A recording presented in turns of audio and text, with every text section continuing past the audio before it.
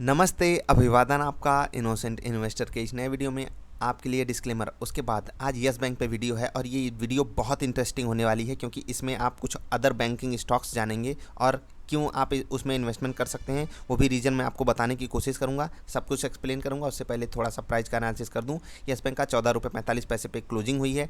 Exact closing 14 रुपये 45 पैसे, provisional closing 14 रुपये 40 पैसे। इन दोनों में क्या अंतर होता है थोड़ा सा मैं आपको कभी समझा दूंगा, लेकिन आपको अभी इतना समझना है कि जो क्लोजिंग हुई है 14.45 पे हुई है। 14.65 पे प्रीवियस क्लोजिंग थी, गैप अप करके, यानी कि थोड़ा सा ऊपर खुला था 14 रुपये 80 पैसे पे। वीवैप 14.37 है, यानी कि इसी के आसपास सारा दिन ट्रेड करता रहा। आप वो चीज़ जाकर चार्ट में देख सकते हो। अब थोड़ा सा वन डे की कैंडल पर आपको लेकर आते हैं। देखिए ये स्टॉक थोड़ा 14 रुपये को सपोर्ट मान रहा है और एक रेंज में फंसता हुआ जा रहा है। इस स्टॉक के लिए अगर आप वॉल्यूम पैटर्न देखेंगे तो वॉल्यूम लगातार कम होते जा रहे हैं। एक बहुत बड़े मूव की एक्सपेक्टेशन आप कर लीजिए, बहुत ही जल्द वो मूव आ सकता है, इसलिए आपको तैयारी बनाकर रखनी है। एग्जिट स्ट्रैटेजी बिल्कुल नहीं, एग्जिट करने के बारे में कोई सोच विचार आना ही नहीं चाहिए आपके पास। यस बैंक में बिल्कुल होल्ड, अपनी पोजीशन को टाइटली होल्ड करना है आपको, ठीक है। हो सके तो स्टॉक देखिए मत, अगर आपको लॉस से डर लगता है तो कुछ दिन इग्नोर करिए, ठीक है। अब जो इंटरेस्टिंग टॉपिक है उसको थोड़ा सा एक्सप्लेन करने की कोशिश करेंगे। लोग पूछते हैं कि यस बैंक के अलावा हम कौन से स्टॉक्स खरीद सकते हैं, ठीक है। आज थोड़ा सा यस बैंक से थोड़ा हट के हम बात करेंगे, अदर स्टॉक्स पे थोड़ा सा डिस्कशन करते हैं, आपको समझाने की कोशिश करेंगे। अगर आप कहेंगे तो आपके पास जैसे 10 रुपये हैं तो किस स्टॉक में कितना पैसा आप लगा सकते हो वो भी एक्सप्लेन करेंगे। उससे पहले हम आपको दिखा दें कि हम किन स्टॉक्स में आपको पैसा लगाने की बात कर रहे हैं। अगर आपको लगाना ही है तो अदर स्टॉक्स में पहला रहेगा फेडरल बैंक, दूसरा रहेगा डीसीबी बैंक। अगर किसी बैंक का नाम ना इससे पहले जानते हो तो वो आप नीचे कमेंट सेक्शन में बता सकते हैं। एयू स्मॉल फाइनेंस बैंक, ठीक है। आरबीएल बैंक, बंधन बैंक, आईडीएफसी फर्स्ट बैंक, ठीक है।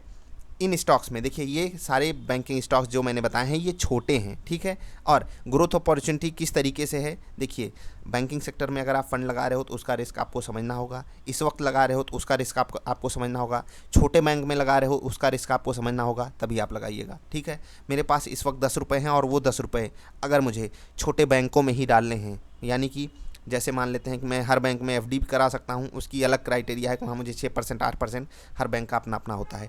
यहाँ भी बिल्कुल वही चीज़ चलेगी कि बैंक का मूवमेंट अलग तरीके से होगा। अगर मुझे इस वक्त, ठीक है, अगर मेरे पास इस वक्त 10 रुपये हैं तो मैं 2 रुपये आईडीएफसी फर्स्ट बैंक में डालूंगा, 2 रुपये बंधन बैंक में डालूंगा, ठीक है।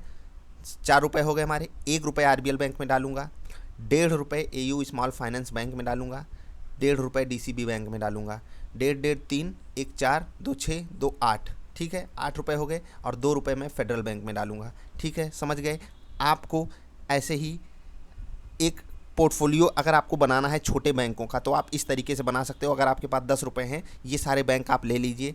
अगर आप आज से 5 साल 10 साल बाद की बात सोच रहे हो, ठीक है, 5 साल 10 साल बाद की बात सोच रहे हो, तो जितना बड़े बैंक रिटर्न देंगे उससे 5-10% ज़्यादा का ही रिटर्न ये सारे छोटे बैंक्स आपको देने का दमखम रखते हैं। अब यस बैंक से इनका कंपैरिजन मैं क्यों कर रहा हूँ वो भी आपको एक्सप्लेन कर देता हूँ। यस बैंक का प्राइस अभी कम है, ठीक है। बहुत सारे लोग इसलिए ढूंढ रहे हैं कि हमको सस्ते में कोई स्टॉक मिल जाए। देखिए यस बैंक का प्राइस भले कम है, लेकिन आप ऐसे मत ढूंढा कीजिए स्टॉक की, मतलब आप प्राइस पे मत डिसाइड किया कीजिए कि उस स्टॉक का प्राइस क्या है। सस्ता का मतलब सस्ता नहीं होता है, मैं बार बार इस बाज़ार में कहता हूँ। ये 14 रुपये का रेट, इसका मतलब ये नहीं कि यस बैंक सस्ता है। सिंपली कोटक महिंद्रा बैंक 1500 का मिल रहा है तो इसका मतलब ये नहीं कोटक महिंद्रा बैंक बुरा है। सिंपली आपको यही चीज़ समझनी है। हो सकता है 1400 वाला कोटक बैंक सस्ता हो और मतलब मान लेते हैं अपना आरबीएल बैंक जो 600 में मिल रहा हो ये बहुत महंगा हो, ठीक है। अपनी अपनी स्ट्रैटेजी होती है और इस चीज़ का अलग से एनालिसिस होता है, कभी आपको देंगे, ठीक। अब मैंने बंधन बैंक लेने को क्यों कहा,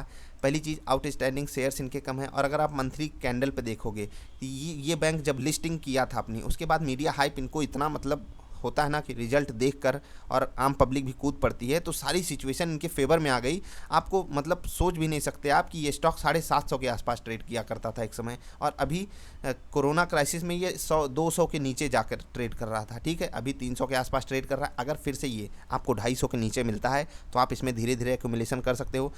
अगर मैंने आपको 2 रुपये डालने के बोले हैं, आप 20-20 पैसे का 10 बैच बना लीजिए, ठीक है। 20-20 पैसे का 10 बैच बना लीजिएगा 250 के नीचे, और हर हफ्ते उसको आपको डालना है। अगर सिंपली आपको इन्वेस्टमेंट करना है तो ठीक है, इन्वेस्टमेंट के लिए मैंने बोला है। और ये स्टॉक बहुत बड़ा रिटर्न देने का दमखम आगे रख सकता है आगे आने वाले 8-10 सालों में सिंपली, ठीक है। ये सारी चीज़ें आपको समझनी है। IDFC फर्स्ट बैंक में आप सिंपली यही चीज़ कर सकते हो जो बंधन बैंक में की हो। ये दोनों बैंक मुझे पर्सनली बहुत पसंद हैं। अब देखो यार, अंदर क्या चीज़ें होती हैं वो मैं नहीं बता सकता, इनके रिजल्ट को देखकर, इनके वर्किंग कल्चर को देखकर, इनके एडवर्टीजमेंट्स को देखकर एग्रेसिवनेस इनमें दिखाई देती है और ये बड़ा मूव आगे चलकर दे सकते हैं। अपने पोर्टफोलियो का कितना हिस्सा आपको बैंक्स में लगाना चाहिए वो अपने हिसाब से समझिए, कितना हिस्सा बड़े बैंकों में लगाना है जैसे कि Kotak Mahindra bank, HDFC bank, ICICI bank, axis bank, उसमें कितना हिस्सा छोटे बैंकों में लगाना है वो आपकी अपनी पर्सनल समझ होनी चाहिए, ठीक है। उसके लिए कभी और वीडियो बना देंगे, जिनकी रिक्वेस्ट आएगी उनको हम बता भी देंगे, ठीक है। टेलीग्राम पर उसके लिए जुड़ जाइएगा। AU स्मॉल फाइनेंस बैंक, ये भी मुझे बहुत पसंद है, लेकिन आपको इसमें जो फ़ंड है वो मैंने जिस हिसाब से पहले बताया हुआ है उसी हिसाब से लगाना है। अभी जो जिस रेट पे ये मिल रहा है ये रेट लेने लायक नहीं है। आपको ये, मैं फिर से कह रहा हूँ, आपको रेट खुद से डिसाइड करना होगा। मुझे जो पसंद है मैं वो रेट बता रहा हूँ। अगर ये मुझे 450 के आसपास मिलेगा, यहाँ से काफ़ी ज़्यादा गिरावट मुझे चाहिए, तभी मैं इसमें फ़ंड लगाऊंगा। हर बैंक की मैं अपनी बात बता रहा हूँ। और आरबीएल बैंक में मुझे बहुत ज़्यादा गिरावट नहीं चाहिए। अगर ये मुझे 400 के आसपास मिलता है, यानी कि यहाँ से 200 रुपये सस्ता। अब देखिए, ये हो सकता है कि ये रेट आए ही ना, तो मैं नहीं लगाऊंगा पैसे भाई। मैं बिल्कुल रूल पे स्टिक करता हूँ। DCB बैंक, इसमें मुझे बहुत गिरावट नहीं चाहिए, ये मुझे 75 के आसपास भी पसंद है, मैं वहीं फ़ंड लगा दूंगा। भले ये मुझे 60 के आसपास मिल चला जाए, उससे मुझे कोई मतलब नहीं है, मुझे 75 के आसपास मिलेगा, मैं फ़ंड लगा सकता हूँ। फेडरल बैंक, ये देखो यार, ज़रूरी नहीं जो बैंक आपको पसंद हो वो रिटर्न भी देता रहे। इस बैंक में मेरी पर्सनल इन्वेस्टमेंट है, वो भी मैं आपको बता दे रहा हूँ। यहाँ मेरी पर्सनल इन्वेस्टमेंट है, यहाँ मेरी पर्सनल इन्वेस्टमेंट है। आगे क्या सिचुएशन बनती है वो मैं आपको अपडेट कर रहा हूँ कि किस रेट पे लेने लायक है, वो मैं आपको बता रहा हूँ, ठीक है। फेडरल बैंक आपको 45 से 55 के बीच में मिले तो आप ले सकते हो, लेकिन यहाँ से क्या ये जो मूव आएगा वो आप उसको प्रेडिक्ट कर सकते हो? नहीं कर सकते। 45 से 55 के बीच मैंने लेने को क्यों कहा? देखिए, फेडरल बैंक जो है वो थोड़ा सा मजबूत कैटेगरी का बैंक है, सिंपली अगर आप ऐसे समझना चाहो तो। लेकिन क्या ये बैंक गिरावट में भी मिल सकता है? जी हाँ, मिल सकता है। आपको बढ़िया रेट यानी कि 40 रुपये के आसपास भी ये बैंक मिल सकता है। यहाँ से ठीक ठाक गिरावट भी आ सकती है। ये सब सिचुएशन क्राइसिस की हो रही है। अगर आपको टेक्निकल पैटर्न्स पे लेना है 45 से 55 में ले सकते हो, लेकिन वो मूव शॉर्ट टर्म के लिए होगा। अगर आपको प्योर इन्वेस्टमेंट ढूंढना है तो आप रेट जो है वो नीचे का डिसाइड कीजिएगा कि मुझे जब नीचे के रेट पे मिलेगा तो मैं लूँगा। तो आई होप आपको मैं चीज़ें समझा पाया हूँगा। स्टॉक्स का सिर्फ टेक्निकल प्राइस मैंने बताया है, किस प्राइस पे वो लेने लायक है। अगर आपको फंडामेंटल के बारे में जानकारी चाहिए कि मुझे ये वाला बैंक ज़्यादा क्यों पसंद है, ये बैंक ज़्यादा क्यों पसंद है, यहाँ मैं क्यों कम पैसे डालने की बात क्यों कर रहा हूँ, यहाँ मैं कम पैसे डालने की बात क्यों कर रहा हूँ, सब कुछ आपको एक्सप्लेन करूँगा।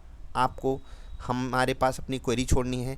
और लोग बोल रहे थे कि यस बैंक के अलावा क्या ऑप्शंस हैं, मैंने उनको ऑप्शन बता दिए। आप इन बैंकों में भी अपना फ़ंड डाल सकते हो और ठीक ठाक मूव ये देते हैं। कुछ बैंक ऐसे हैं जो एफएनडो में हैं, वहाँ बड़ा मूव देते हैं, तो आप उनमें भी अपना पैसा डाल सकते हो। बाकी आपको अगर बिल्कुल रिस्क अवर्स बैंक चाहिए तो अभी के हिसाब से वो यस बैंक ही है। जितनी मतलब होती है ना कि अन्य बैंक्स अगर 50% गिरेंगे तो यस बैंक 25% ही गिरेगा इस वक्त के हिसाब से। तो अगर आप थोड़ा सेफ होकर गेम खेलना चाहते हो तो यस बैंक ही अभी बेहतर इन्वेस्टमेंट ऑप्शन है। अगर आप एग्रेसिव होकर खेलना चाहते हो तो मैंने आपको बैंकों की लिस्ट बताई है। अब जाते जाते एक चीज़ कहना चाहूँगा कि मेरी कोई राय नहीं है कि आप इन बैंकों में पैसा लगाओ जब तक आप अपनी रिसर्च ना करना, ठीक। किसी को फॉलो नहीं करना है, पहली चीज़ आपको। और दूसरी चीज़, जब तक आप अपनी रिसर्च ना करो, इनका रिजल्ट ना देखो, इनके कुछ प्रोडक्ट्स ना जान लो कि किस बेस पे ये बैंक दूसरों से अलग है, ये क्यों अलग है, ये क्यों अलग है, ये क्यों अलग है, सब कुछ आपको जानना होगा, तभी आपको इन्वेस्टमेंट करना होगा। क्यों मैं बंधन बैंक को अच्छा कहना हूँ ये आप अपने हिसाब से निकालिएगा। हो सकता है आपको बंधन ना पसंद आए, AU स्मॉल फाइनेंस की स्ट्रैटेजी पसंद आए तो आप इसमें ज़्यादा अपना फंड लगा सकते हो। आपकी अपनी रिसर्च, आपकी अपनी एनालिसिस, जो लोग हमारे साथ शेयर करेंगे हम उनको पर्सनल गाइडेंस भी देने को तैयार हैं, लेकिन आपको खुद रिसर्च करनी है, टाइम देना है। ये आपके लिए होमवर्क है। चेक कीजिए किसके कितने शेयर्स ट्रेड होते हैं, ठीक है, किसका रिजल्ट पिछले क्वार्टर से बढ़िया आया, किसका रिजल्ट घटिया आया है। ये सब चीज़ें आपके ऊपर छोड़ रहा हूँ मैं, और ज़रूर सीखना है। सीखोगे तभी आगे बढ़ पाओगे। तो बस किसी भी स्टॉक में अभी खरीदारी मत करना। मैंने रेट बताया हुआ है, आपको नीचे ढूंढना है। नीचे नहीं मिला तो बिल्कुल इग्नोर करिएगा।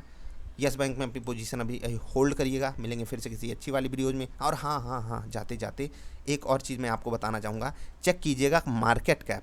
किस बैंक का मार्केट कैप कितना है। ठीक, मार्केट कैप बहुत बड़ा फैक्टर होता है स्टॉक मार्केट में। अगर आप इन्वेस्टमेंट कर रहे हो, अगर आप मार्केट कैप के बारे में इन्फॉर्मेशन ठीक ठाक गैदर कर लो तो आप उसको एक दूसरे बैंक से तभी कंपेयर करोगे ना, तब आप सही क्राइटेरिया निकाल पाओगे। अब जैसे मैं कोटक महिंद्रा बैंक को लेके आऊँ AU स्मॉल फाइनेंस बैंक से कंपेयर करने लगूँ, या कोटक महिंद्रा बैंक को मैं RBL बैंक से कंपेयर करने लगूँ, तो कोई तथ्य बनता नहीं है। अब मैं यस बैंक को ले जाकर HDFC बैंक से कंपेयर करने लगूँ, कोई तथ्य हमारे सामने ऐसा नहीं आ पाएगा कि हम इन दोनों बैंकों को कर रहे हैं। जैसे कि आप कोशिश ये कर सकते हो, मार्केट कैप पे पहला डिसीजन लो, मार्केट कैप कैसा है। दूसरी चीज़, नंबर ऑफ ब्रांचेस कौन से बैंक की कितनी है। ठीक है, ये सारी सिचुएशन आप तालमेल एक जैसे बैंक को ही कंपेयर आप सामने रख सकते हो। ऐसा नहीं कि आप गधे को शेर से कंपेयर करा दो।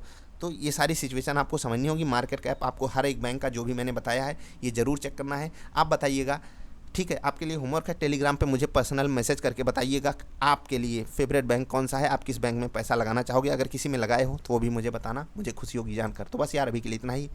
मिलेंगे फिर से किसी अच्छी वाली वीडियोज़ में, तब तक के लिए हंसते खेलते रहिए यार। वीडियो देखने के लिए आपका बहुत बहुत आभार, धन्यवाद।